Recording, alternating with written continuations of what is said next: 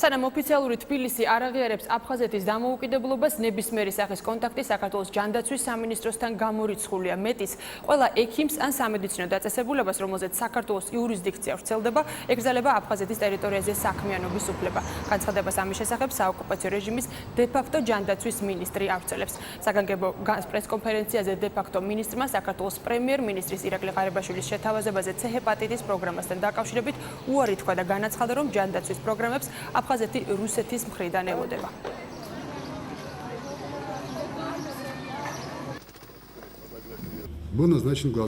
გალის რაიონის ერთ-ერთ პოლიკლინიკაში მთავარ ექიმად საქართველოს ჯანდაცვის სამინისტროს მიერ დანიშნული პიროვნება იყო, როცა ამის შესახებ შევიტყვეთ ჩავატარეთ თათბირი და რაიონის მთავარ ექიმს დავავალე, რომ ვითარება გაერკვია.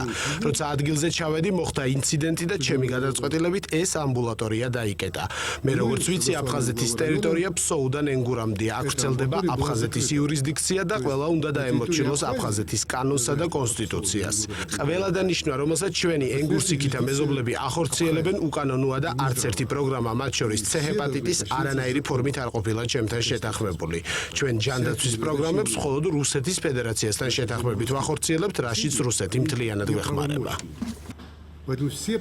აფხაზეთის დე-ფაქტო მინისტრის აღნიშნული განცხადებას უკვე გამოეხმაურნენ ქართველი პოლიტიკოსები. ასეთი ზავნილების მიმართ აგრესიული პოლიტიკა მეტყველებს იმაზე, რომ ეგრეთ წოდებული აფხაზეთის დე-ფაქტო ხელისუფლება ნაკლებად ფიქრობს საკუთარ ხალხზე და თავისი პოლიტიკური კონტროლით და პოლიტიკური ძალაუფლება უფრო მეტად აინტერესებს, ვიდრე მოსახლეობის ინტერესები.